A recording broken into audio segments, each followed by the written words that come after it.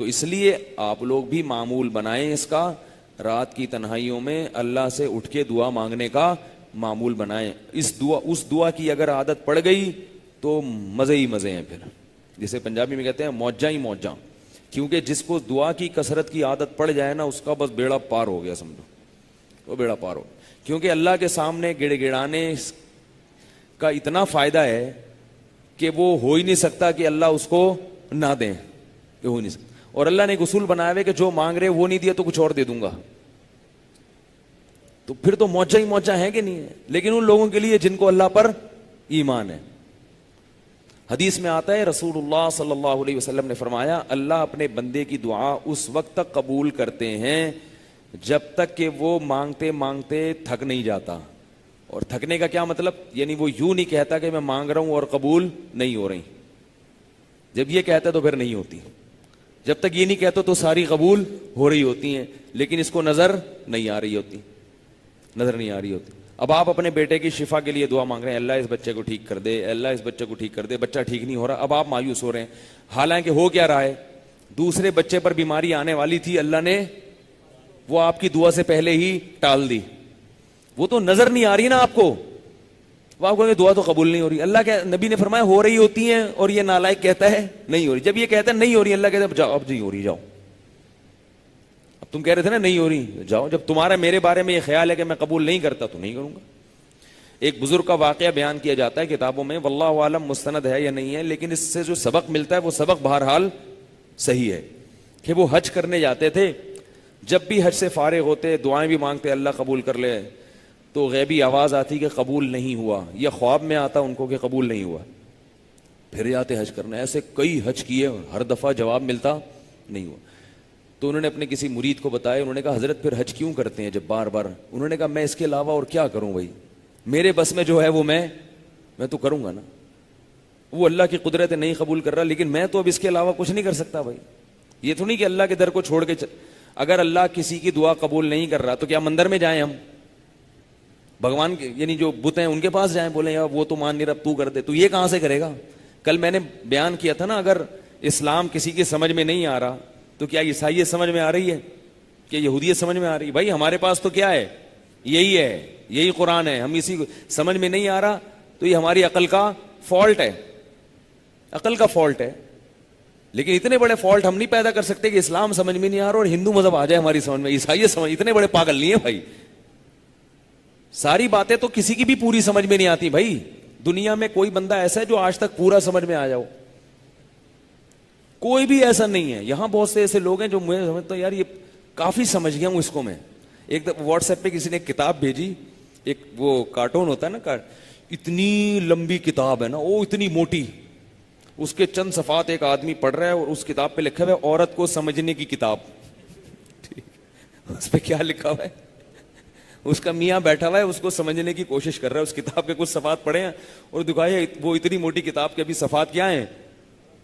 باقی ہیں. اس کو اپنی بیوی سمجھ میں نہیں آ رہی، اس کو سمجھنے کی کوشش کر رہا ہے، لیکن اس میں صدیاں لگ جائیں گی کیونکہ بہت موٹی کتاب ہے. ٹھیک ہے.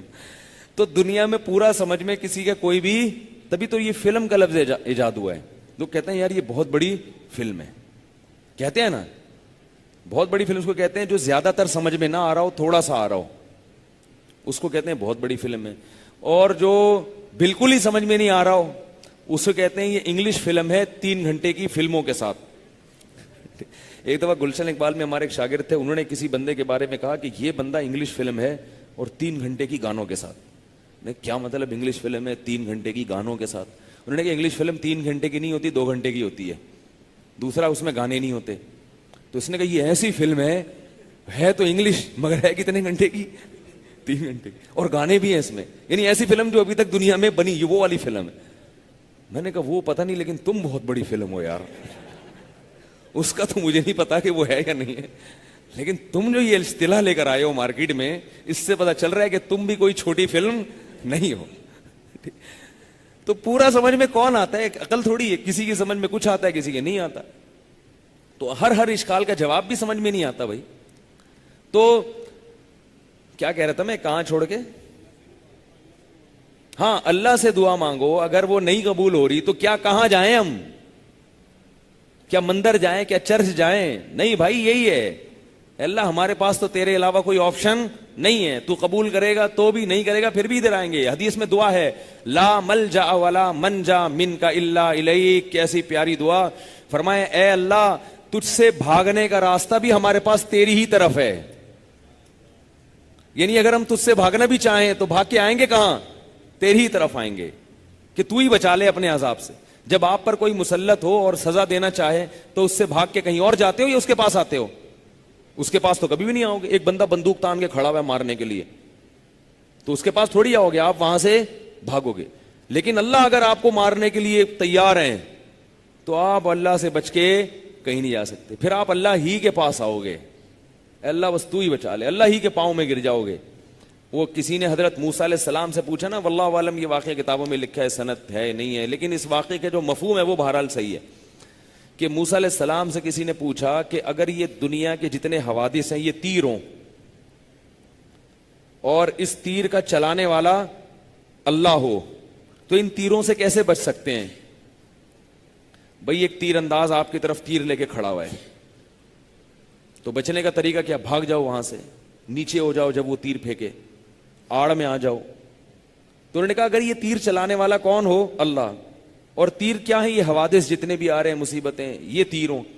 تو موسیٰ علیہ السلام سے پوچھا کہ پھر تیر سے بچنے کا طریقہ کیا ہے؟ انہوں نے کہا ایک ہی طریقہ ہے, تیر چلانے والے سے دوستی کر لو, اس کے علاوہ آپ کے پاس بچنے کا کوئی آپشن نہیں. تو یہی ہو سکتا ہے بھائی. تو اگر قبول نہیں ہو رہی تو بھی کس کے پاس جانا ہے؟ اللہ. اور اللہ سے یہی کہنا ہے, اور اسی بنیاد پر اللہ دعائیں قبول کرتے ہیں کہ یہ کسی اور کے در پہ نہیں جاتا. باقی اللہ آزماتے ہیں. اگر اللہ ایسے قبول کرنا شروع کر دے نا, ادھر آئے آپ نے کہا اللہ میری بیوی کو نیک فرما بردار بنا دے, ادھر گئے بیوی چائے لے کے کھڑی ہوئی آپ کے ٹرے میں, یہ لیں, پھر شربت لا رہی ہے. ایسا اگر گھروں میں نظام ہو جائے, خدا کی قسم کیا انسان کی زندگی بن جائے. اور پھر آپ لیٹے تو پاؤں دبا رہی ہے, آپ کہہ رہے نہیں بیگم یہ تکلف نہیں, نہیں یہ تو میرا فرض بنتا ہے, آپ میرے سر کے تاج ہیں, آپ ہی تو ہیں جو اس گھر کا کرایہ بھی دیتے ہیں, گیس بجلی کا بل بھی دیتے ہیں, کما کے لاتے ہیں, چاہیے نا. اگرچہ ٹائم پہ نہیں لاتے کوئی بات نہیں, لا تو دیتے ہیں نا, کھلا تو دیتے. تو اب آپ کیا ہوگا؟ بولے یار تو فوراً قبول ہو گئی, یہ تو وہی ہو جائے گا. ایک لطیفہ ہے اگر آپ اجازت دیں. وہ ایک ڈاکٹروں نے دوا ایجاد کی, سائنسدانوں نے.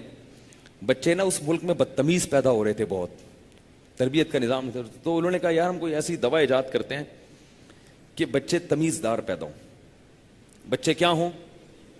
تو سائنسدانوں نے کیپسول ایک حاملہ عورت کو کھلایا, بڑا اچھا تجربہ, بچہ پیدا ہوتے ہی آداب.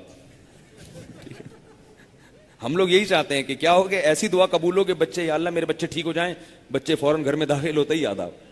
تو یہ تو بھائی کیپسول سے ہوگا, ایسا کوئی دوا ایجاد کر لیں. اب سائنسدانوں نے کیا کیا, انہوں نے بولا یار تو بڑا زبردست تجربہ ہوا ہے. ایک خاتون کو 1 درجن کیپسول کھلا دیے انہوں نے. کیا کیا؟ 1 درجن کیپسول کھلا دیے کہ یار دیکھیں جب اتنا تمیزدار بچہ ایک کیپسول سے پیدا ہوا ہے, 1 درجن سے کیا ہوگا.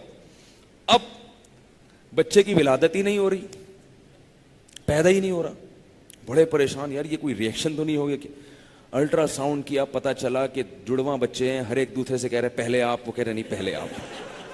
6 مہینے ہو گئے, وہ کہہ رہے پہلے آپ, کہہ رہے نہیں سر پہلے آپ. تو ایسی تمیز اگر چاہیے تو وہ تو بھائی وہ اسی سائنسدان سے رابطہ کرنا پڑے گا آپ کو. تو ہم لوگ بھی یہ چاہتے ہیں کہ ادھر دعا مانگی اللہ میرے بچوں کو نیک بنا دے اور بچے اتنے تمیزدار ہو جائیں. تو ایسے تھوڑی ہوتا ہے, اللہ آزماتے ہیں. یعقوب علیہ السلام کب سے دعائیں مانگ رہے تھے, تو اللہ نے کب قبول کی. تو پھر ہم اگر اس طرح سے حساب کتاب شروع ہو جائے نا, تو نتیجہ یہ نکلے گا پھر کافر بھی سارے مسلمان ہو جائیں گے. وہ بھی سب کچھ چھوڑ چھاڑ کے مسجدوں میں آئیں گے, بولیں گے بھائی ادھر مانگو ادھر قبول, ادھر مانگو ادھر قبول. غیب کا جو پردہ ہے وہ ہٹ جائے گا. اور یہ یاد رکھو, بعض دفعہ اللہ فوراً قبول کر بھی لیتے ہیں, دکھا بھی دیتے ہیں.